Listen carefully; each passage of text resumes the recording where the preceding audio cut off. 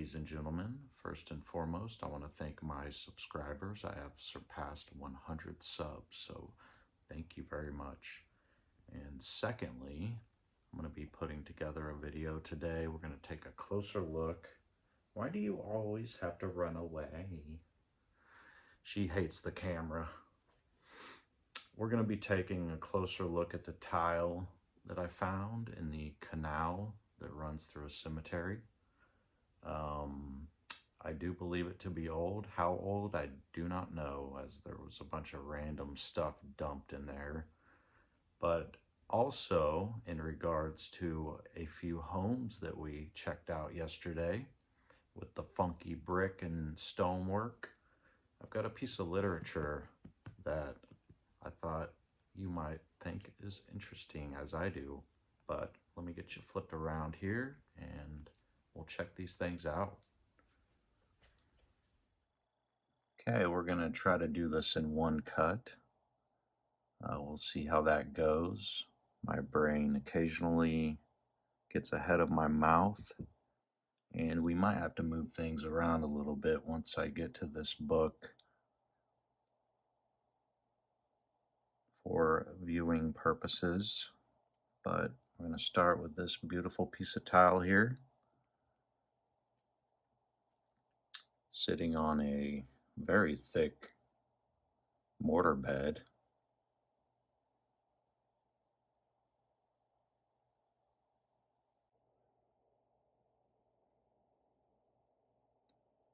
I'm pretty sure this tile is glass.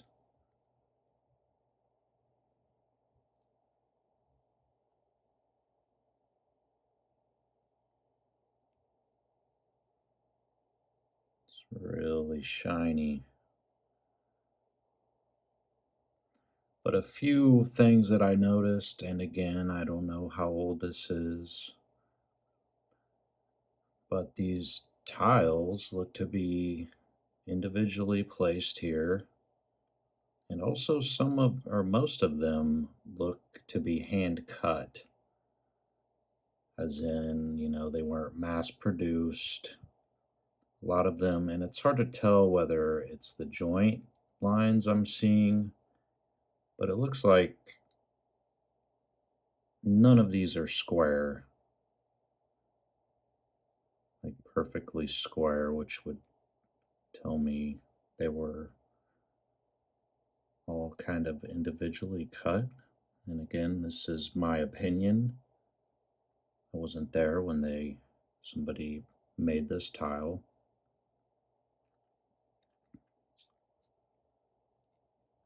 But another, you know, today mosaic stuff like this comes on sheets. Still takes somebody that knows what they're doing to get a decent finished product. You know, preparation is very important, which is why I find this mortar bed thickness to be interesting. Might account for why these aren't very, or laid very flat.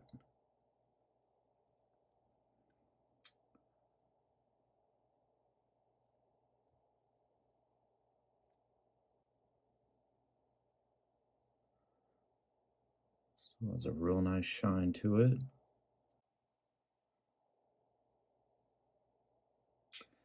But I thought it was interesting and pretty.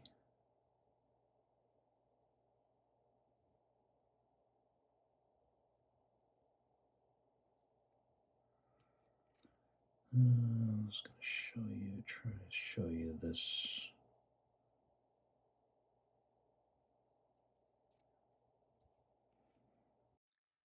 But that's my piece of tile that I found.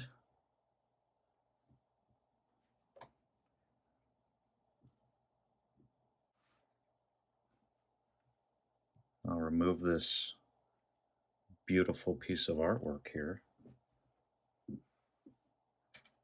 Set that aside. And this book here was gifted to me by one of my clients. and their home is actually featured in this book, rather their bathroom. But there's a couple interesting things in here that I thought I would show you guys. And this is the Storybook Style America's Whimsical Homes of the 20s by Errol Gellner and Douglas Keister. I've got a few bookmarks in here. Try my best to get you zoomed in, and I'm going to read a few things out of here.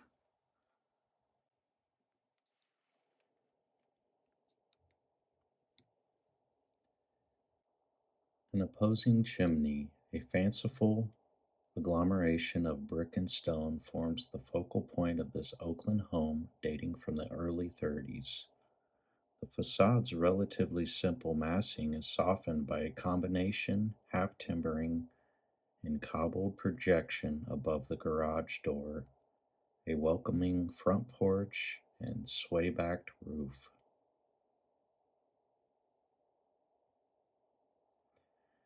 And so basically, they've got a lot of interesting stuff in this book. They're telling us that this was a trendy thing to do in the 20s and 30s. What you're going to see, and I'm not going to flip through every page, a whole lot of stucco work with other stuff. Like, to me, this looks like ruins that somebody half redid, but what do I know?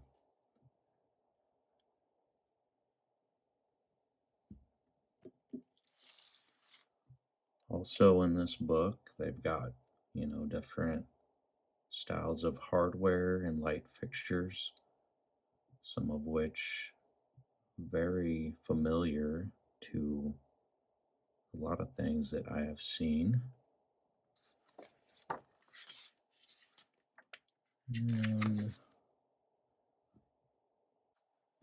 trying to keep the glare down on the pages here. A lot of turreted homes.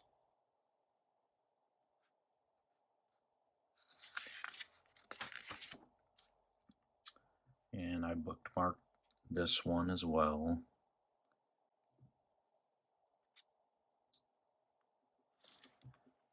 Mainly wanted to point out, actually there's not much glare there at all.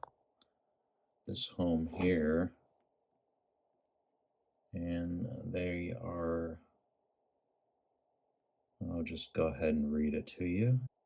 And I'm going to have to stop looking at numbers. The first home that we looked at was 113, and here we are at 133. Rubble stone, polychromed brick, and salvaged lumber are the materials used in the Asheville, North Carolina residence of prominent local architect Douglas Ellington, which was begun in the 1903s. Ellington continued to expand the house piecemeal as time, inspiration, and a supply of recycled materials would allow. Happily, the architect's singular creation remains in the Ellington family to this day.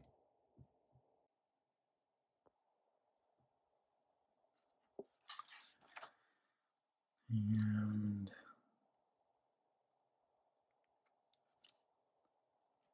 so I guess, what we were doing,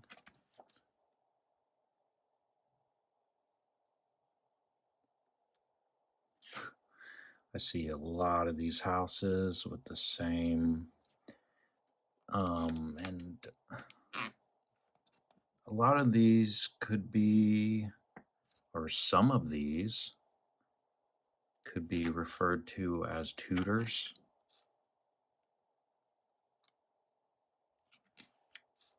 The homes that we looked at yesterday That's what I would call those.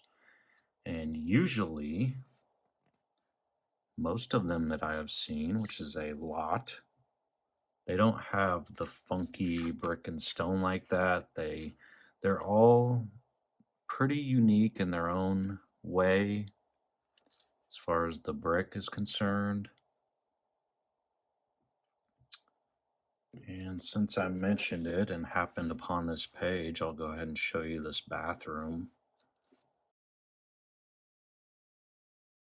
of my clients. Pinks and greens. And I love that old tile. A lot of people think it's hideous, but I love it. Anyways, distraction. And you know, I'm not saying that nobody ever built a janky home like this,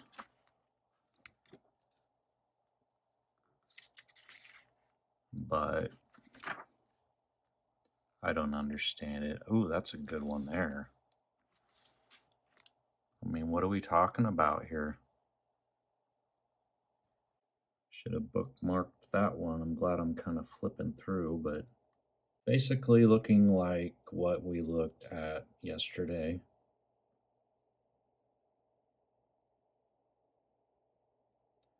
Curious to know how these bricks got this way.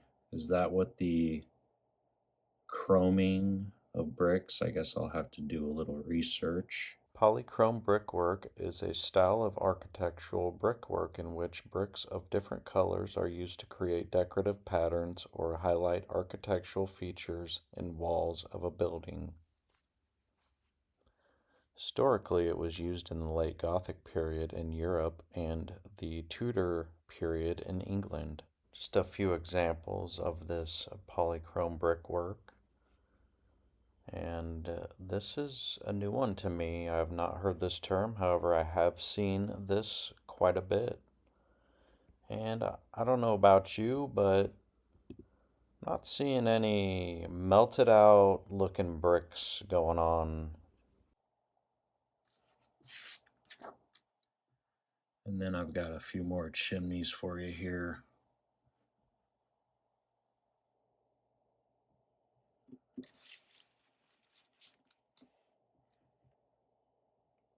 You know, pretty much same type of stuff we were looking at. And the fact that most of these homes are heavily stuccoed, which I see a lot of that. If they're not brick, if they're not all brick, they're usually partly stuccoed. This one's really cool. Now, something like this, I guess somebody could have slapped this together. Anything's possible. But I just wanted to show you guys this, as I like to look at both sides of things. But let me know your opinion. I mean, you know, like anything else, it could go one way or the other. But thanks for your time. Hope you found this fascinating, and I'll see you on the next one.